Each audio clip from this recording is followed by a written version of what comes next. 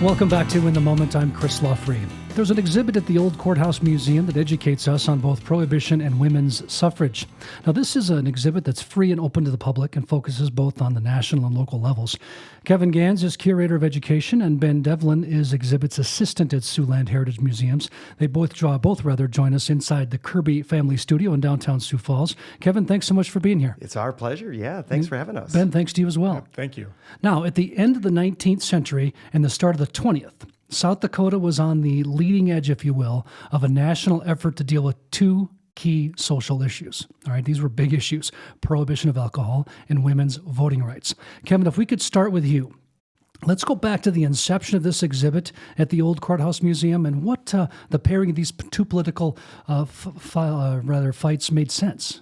Well, I think one of the things is, first off, that we're just about to celebrate the 100th anniversary. Oh, sure. And I mean, you need to think about the fact that we're only coming up on 100 years that women have had the right to vote in this country. Mm-hmm. And, Prohibition is coming about at the same time. But I think this whole era, if you will, in the latter part of, the century there, turn of the century, is this progressive era. Everybody's taking a look at what's going on socially in our country. And women seem to be at the forefront. They're really trying to bring about a change in America, a change in the home, a change in our healthcare, in our schools. And they want their place in the arena. And that's going to be politics. That's going to be suffrage. But at the same end, one of the evils, if you will, that's lurking out there that people say is alcohol. And of course, a lot of women see alcohol as the destruction of the family. At that time, that's one of the main things that they're talking about. So, putting the two together, if we get women voting, they'll vote prohibition. Everything will be great in this country. You mentioned the progressive era. Now, that's a time from like 1890 to 1920. Those 3 decades were big decades. Big decades. And, South Dakota becomes a state in 1889. And we've got to make the decision, what are we going to do here? Are we going to vote women, give women the right to vote? And they don't. But they say, basically, we're going to become a state, but we're going to leave it up to the electorate. And we're going to have an election in 1890, and South Dakota itself is going to decide, and they decide not to grant women the right to vote. So, for the elections through 1890, early turn of the century, up until it happens in 1918, this is going to continuously see women's suffrage on the ballot, and a lot of discussion about that. Now, if I'm being honest, it saddens me to know that this was an issue, that women didn't have the right to vote. It's probably because of where I live and how I was grown up or raised and things like that. It was a big deal. They weren't allowed to do it. It's really big. And I think when we look at it, too, a lot of the states that are coming in, these Western states that are coming in at that time, are very progressive. They are granting women the right to vote, and they don't in South Dakota. But there's a lot of weird undertones within this, too. There's some religious undertones. There's this idea that this is going to destroy the femininity of women a little bit. And, one of the big opponents are women themselves to women's suffrage. And some of the women right here in South Dakota are going to start anti-suffrage newspapers to turn it in favor of not granting the right to vote to women. So it's amazing to think about at the time. I would maybe argue that it did just the opposite. I mean, it allowed them more freedoms. Absolutely. I think one of the things that, one of the anti-suffrage newspapers states that, if you think getting the right to vote is going to lessen your duties at home or in raising your children, that's just not going to happen at the time. And the whole idea is if you're married, and, your husband's going to vote, he's going to tell you how to vote. And if you choose to vote a different way, you're just going to negate his vote. So why would you even want to do that? So some of the arguments against the suffrage, they don't really hold up, and a lot of the women who are very active and pro-suffrage, are kind of really seen as quite radical at the time. I'm going to bounce back and forth here because we're talking two different things. We're talking prohibition, we're talking women's suffrage. It's been said that prohibition could only be brought about if women had the right to vote. Now, for that reason, some in the brewing business were not for women's suffrage. Ben, I'm going to bring you in. Is there truth to that?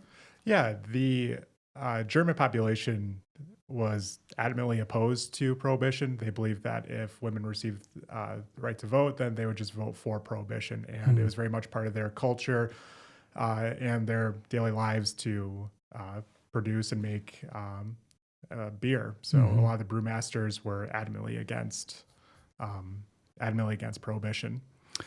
Now, others that were opposed to women's suffrage felt that recognizing a woman's right to vote could erode the family unit by fostering political arguments in the home. Is there truth to that, Kevin?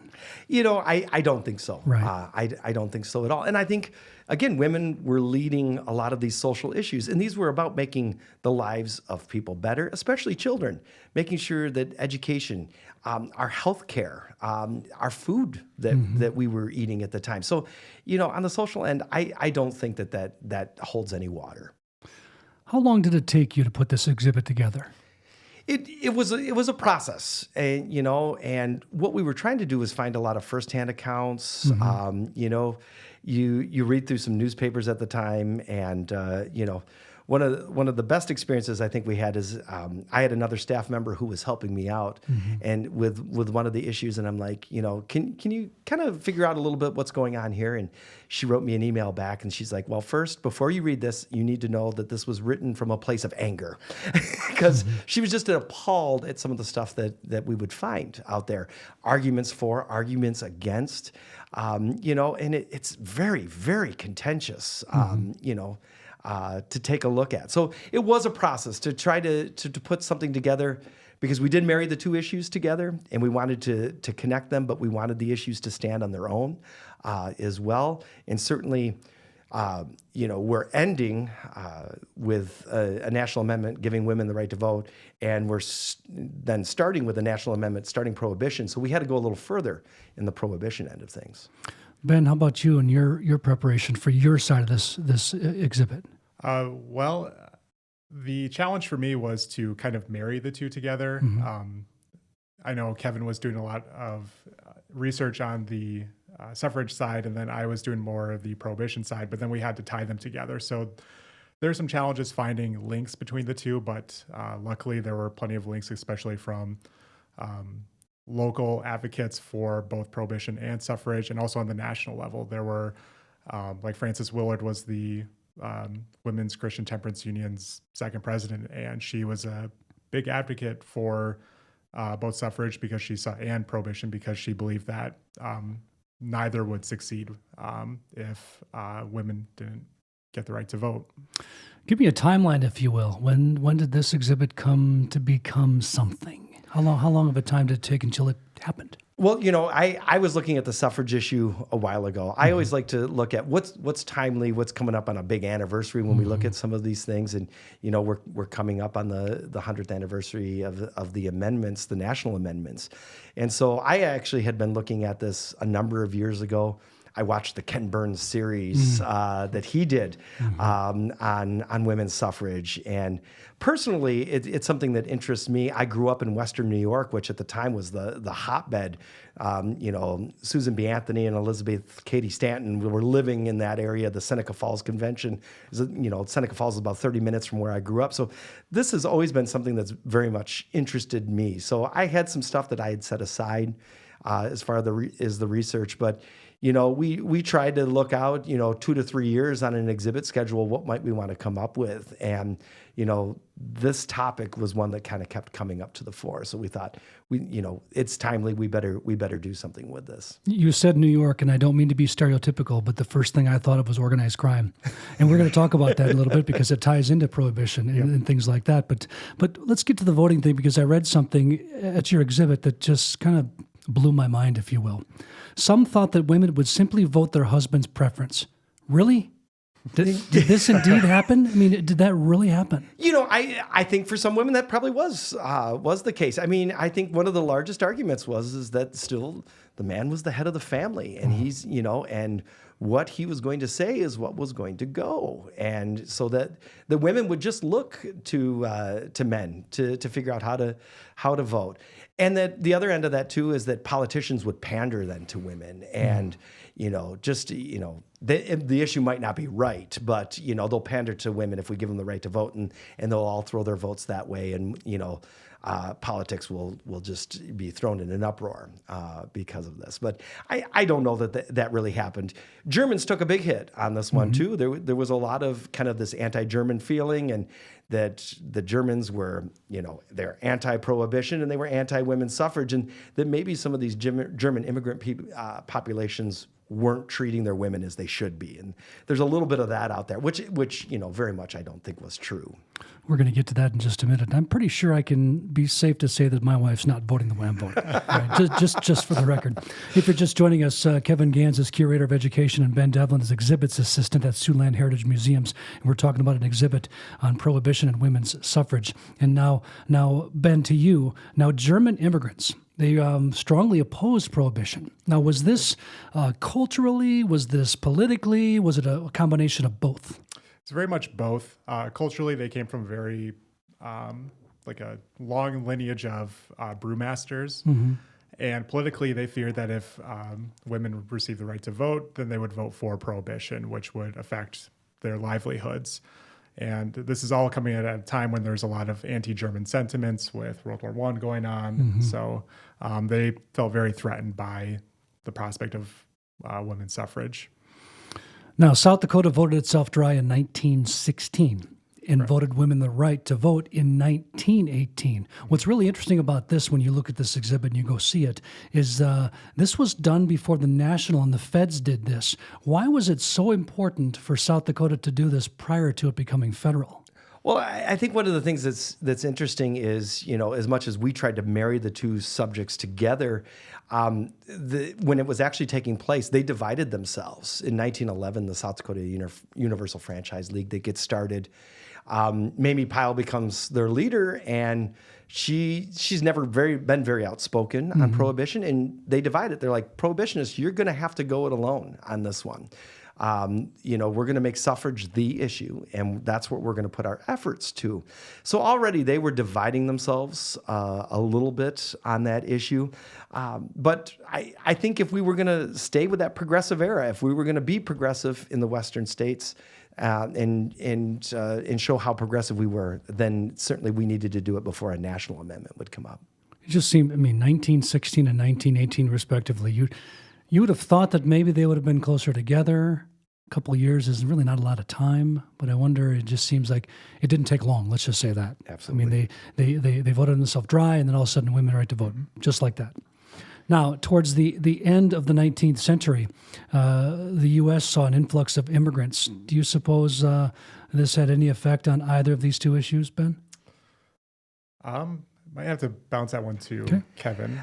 I'm really going to say we're gonna pick on the Germans again a little bit, but and Ben mentioned it a little bit. Is 1917 we got involved in World War I, and Germany became our enemy, and we had a huge German immigrant population. And this is the thing to think a little bit about too when you talk about suffrage. As these new immigrant populations were coming into South Dakota, they simply had to take out their first papers with their intent that I'm going to become a citizen. And the state granted them the right to vote. Still didn't allow women to vote, but these new immigrants who weren't yet citizens just had to declare their intention and sign their first papers were given it. And this incensed women. So now we're getting into World War I. Germany has now become our enemy. And so now we need to look at these large German populations that we have here in South Dakota, and should we really be giving them the right to vote? And if we're giving them the right to vote and we're denying that vote to women, what are we saying about women at that time? And are they citizens? Are they true Americans? So really kind of this vote, especially for women's suffrage in 1918, is kind of a citizenship issue as well. And will women be on equal footing as citizens, not only as in the political arena, but just as citizens of our country? We have about a minute left, and since you bounced that question to Kevin, I'm coming right back to you. Sounds good. That's fair. One mobster comes to mind, and by the way, when you go to this exhibit, I opened the right door. I'm just saying. All right, Al Capone. All right. Did his reach that we know of make it to South Dakota? Because President Hoover really believed that prohibition would both reduce alcoholism and crime and keep families together, didn't he? I want to know if Al Capone's reach came as far as South Dakota. This is one of the biggest surprises during my research was that Al Capone's reach did make it to South Dakota and even Sioux Falls, where he was hiring different distilleries to make bootleg liquor, and there was actually a really large one that was kind of where Ellis Road is at now, just a little bit west of town.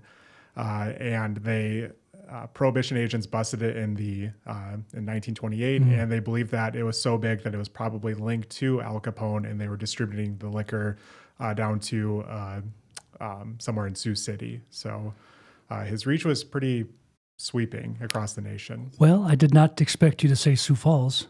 Yep. I wasn't expecting that.